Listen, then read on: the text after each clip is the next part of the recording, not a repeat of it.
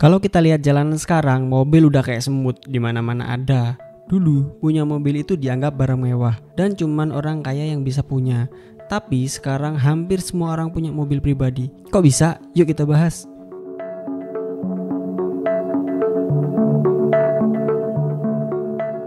Zaman sekarang mobil itu udah kayak berubah status. Dari yang awalnya barang mewah, sekarang tuh jadi kebutuhan. Apalagi banyak produsen yang menawarkan harga terjangkau dengan fasilitas cicilan yang juga ringan. Bahkan mobil bekas pun jadi solusi buat mereka yang mau punya kendaraan pribadi tanpa perlu keluar uang banyak.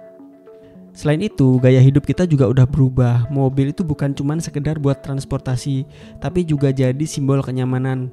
Apalagi buat keluarga kecil yang sering bepergian, mobil pribadi jelas lebih praktis dibandingkan dengan harus naik kendaraan umum.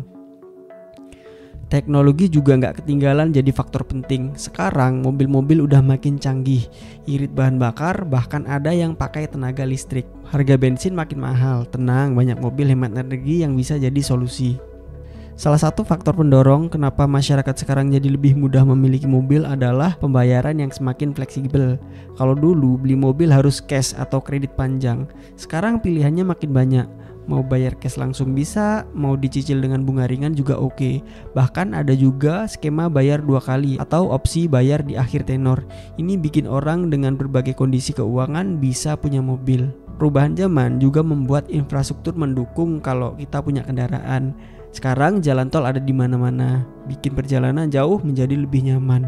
Ditambah lagi, bank dan leasing juga semakin mempermudah orang buat kredit mobil dengan berbagai penawaran yang menarik. Mobil jadi semakin terjangkau buat semua kalangan. Tapi walaupun mobil udah nggak dianggap barang mewah, tetap aja ada orang yang menjadikan mobil sebagai simbol status. Mobil mewah kayak Lamborghini atau Tesla masih menjadi incaran buat mereka yang pingin tampil beda. Beberapa hal yang harus kamu perhatikan jika kamu ingin membeli mobil. Pertama, kamu harus tanya ke diri sendiri, butuh mobil buat apa? Kalau cuma buat pamer, siap-siap aja nyesel di kemudian hari. Yang kedua, biaya total yang harus dikeluarkan itu bukan cuma harga mobil. Ada pajak tahunan, ada biaya servis, ada bahan bakar, ada asuransi, biaya perawatan, dan lainnya. Jadi pastikan kamu siap dengan semua biaya itu. Yang ketiga, skema pembayaran juga penting. Kamu bayar cash biar bisa langsung lunas atau bayar kredit biar lebih ringan, tapi ada bunga. Pilih sesuai dengan kemampuan finansial kamu. Yang keempat, bahan bakar itu makin mahal. Jadi pastikan mobil yang kamu pilih itu irit sesuai dengan kebutuhan perjalanan kamu. Kalau sering bepergian jauh, mobil diesel atau hybrid bisa jadi pilihan. Kalau mungkin hanya sekedar di dalam kota, mobil listrik juga bisa menjadi alternatif yang menarik. Yang keempat, pikirkan juga tempat parkir. Jangan sampai kalau udah punya mobil tapi malah bingung nyimpennya di mana. Apalagi kalau kamu tinggal di kota besar yang tempat parkir itu terbatas. Yang terakhir, kamu harus perhatikan nilai jual kembali ya. Mobil itu barang konsumtif yang nilainya turun seiring dengan berjalannya waktu. Tapi ada beberapa merek yang harga jual bekasnya juga masih tinggi. Kalau kamu tipe yang suka gonta-ganti mobil, alangkah baiknya kamu pilih mobil yang punya resale value yang bagus, sehingga kamu nggak terlalu rugi ya saat menjual mobilmu dan mencari mobil yang baru. Jadi itulah kenapa kok sekarang hampir semua orang itu punya mobil pribadi.